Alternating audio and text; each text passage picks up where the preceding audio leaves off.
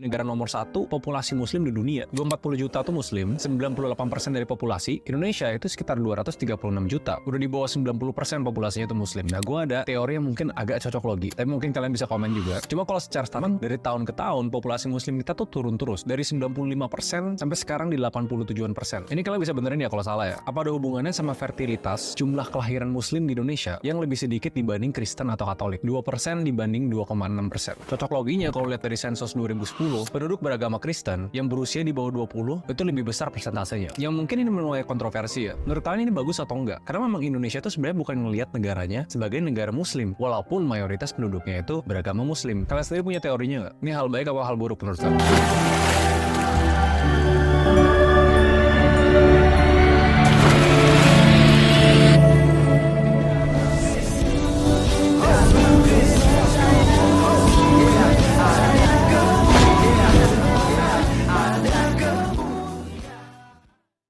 Bismil abi wal ibni wal ruhil kudus ilahu wahid.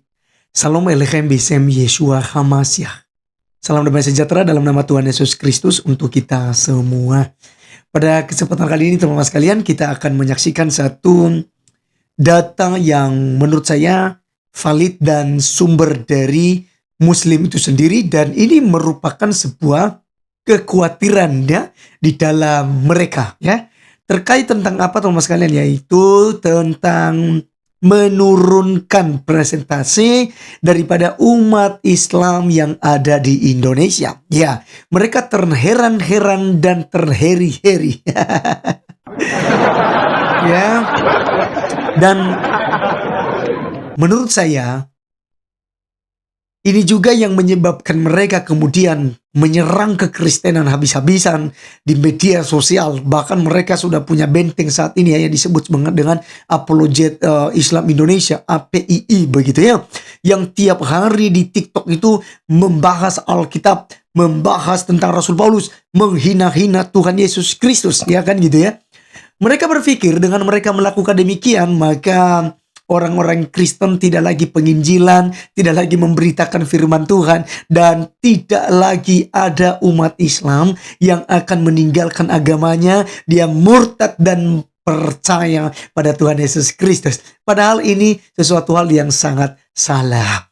Nah, teman-teman sekalian, ini sangat menarik. Dari cuplikan tadi kita melihat bahwa dikatakan bahwasanya itu, ya kalau kita melihat Indonesia itu kan populasinya lebih banyak yang muslim ya. Apakah mungkin ada masalah dari memiliki anak begitu. Tapi kalau kita mikir-mikir secara logika teman-teman sekalian, kan di Islam kan diizinkan berpoligami ya. Laki-laki satu bisa punya istri 4 ya, bahkan lebih dari 4 juga ada teman-teman sekalian. Jadi di sini kita melihat bahwa ya ada kemungkinan besar mereka lebih banyak jumlahnya. Karena kan ya coba ya, kalau saya dalam setahun itu 4 orang itu hamil begitu ya, langsung punya anak, udah 4, sedangkan di Kristen cuma 1 ya gitu. Jadi kalau kita melihat dari sisi ini, saya pikir tidak juga logikal ya, seperti yang disampaikan oleh seorang Muslim tadi yang mencoba menganalisis hal ini.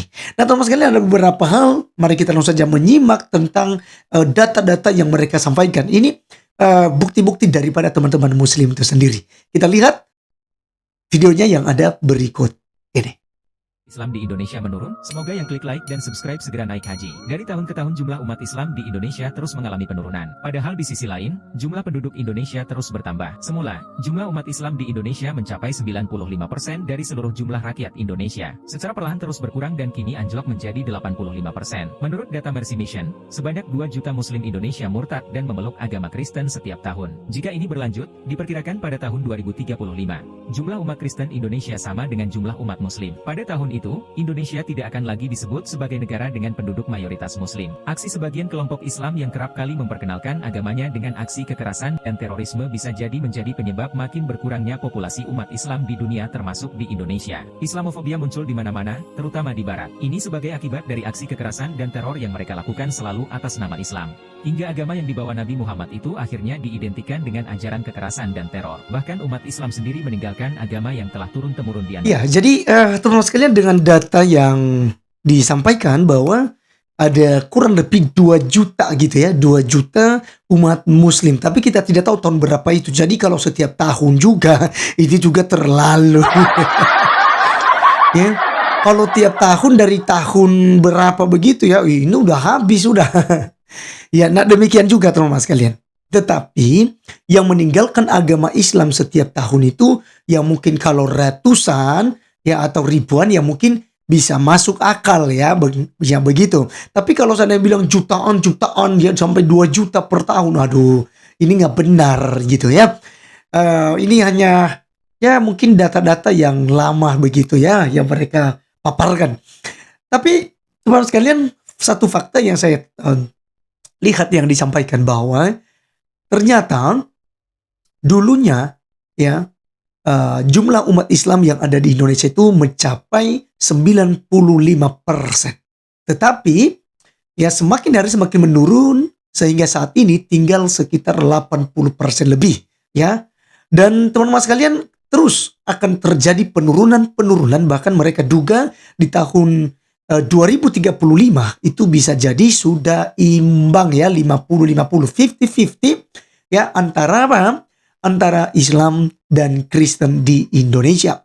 Sehingga teman-teman sekalian ya tentu saja mereka mulai khawatir, mulai ketakutan, mulai kejang-kejang dalam hal ini. Sehingga mereka melakukan berbagai macam cara untuk menghambat kekristenan. Gereja ditutup, ya kan? Gereja disegel, ya, ibadah-ibadah Kristen dikacaukan. Ya, mau ibadah di rumah, mau ibadah di gereja, sama-sama mereka cari cara untuk mengacaukan dan untuk menghalau. Sekarang mereka sudah takut dengan angka ini dan isu seperti ini, teman-teman sekalian. Sekalipun ada undang-undang bahwa ya setiap orang memiliki kebebasan untuk memilih dan memeluk agamanya masing-masing, kan gitu. Nah, ketika mereka melakukan hal ini, ya penutupan gereja dan lain sebagainya, ya justru sebaliknya yang terjadi. Bukan menurun kekristenan tapi semakin meningkat. Kenapa? Karena tadi ada poin penting dari video kedua tadi, teman-teman sekalian, bahwa Islam kerap kali menyebarkan agamanya dengan sebuah kekerasan. Gitu. Dan itu real, teman-teman sekalian. Real. Makanya saat ini kan kita orang semua pada takut gitu loh. Kalau udah ngomong Islam itu orang sudah mulai takut gitu. Jujur teman-teman sekalian, banyak sekali saya tanyakan, udah gak usah ngomong itu. Ya, pokoknya kalau udah bicara Islam itu orang ketakutan gitu. Boro-boro mereka mau masuk ke agama Islam. Kenapa? Karena mereka melihat ya seperti misalnya ya si Juma misalnya, si Rifa, Nora, ya kan, si Faruk, si Anipar, ya, si Nandar. Mereka hanya sibuk apa? Membahas kitab suci agama Kristen. Mereka hina-hina, mereka molok-olok dan orang lain akan berkaca. Orang-orang awam akan berkaca. Lah, ini kok Islam begini nih, kok fokusnya bahas agama lain gitu ya. Sehingga dia penasaran terhadap kekristenan. Dan ingat teman sekalian apa yang dicatat dalam Alkitab.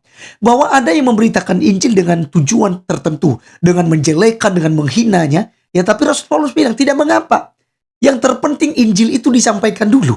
Nanti orang akan diberkati. Orang akan penasaran. Mereka akan mempelajari tentang Injil. Dan pada akhirnya mereka akan menjadi pengikut Yesus Kristus ya.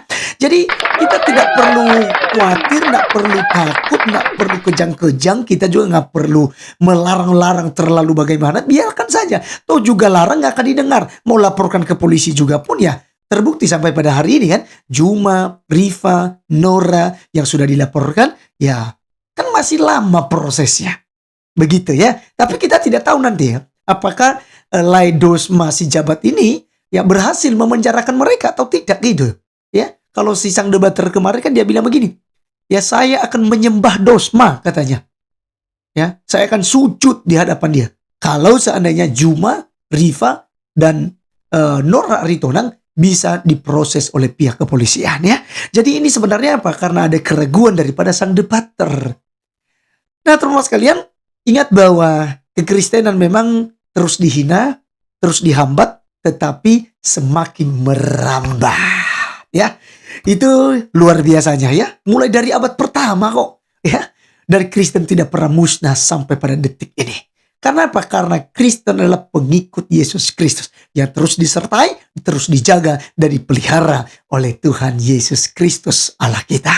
Baik teman-teman sekalian, kita akan lanjutkan lagi karena ada beberapa data-data dan informasi penting. Dan nanti juga kita dengarkan Ustadz Munjir Situmorang di bagian terakhir mengenai apa? Kekhawatirannya para mu'alaf pun teman-teman sekalian. Artinya orang sudah masuk ke agama Islam kembali keluar dari Islam setelah mereka sudah mengenal dan mempelajari Islam itu seperti apa.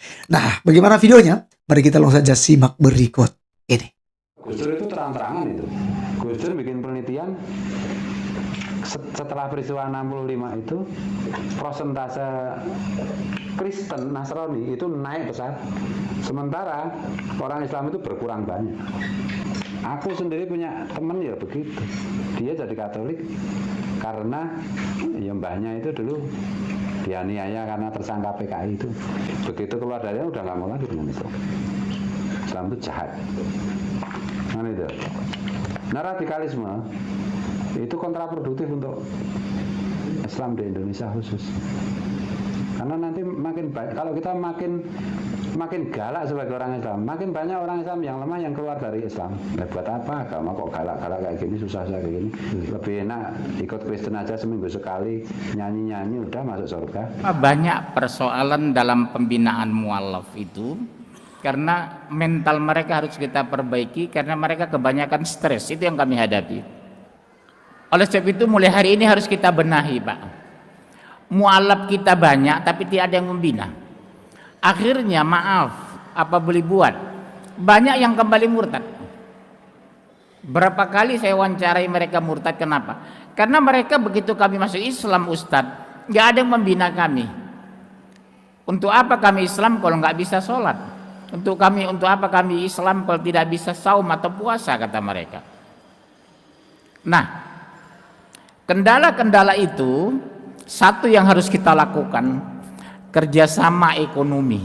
Oke, jadi teman-teman sekalian ya, dari video terakhir kita sudah melihat bagaimana kemudian mereka melihat akibat daripada kekerasan yang dilakukan oleh umat Islam yang selalu mengatasnamakan Islam, maksudnya teman-teman sekalian.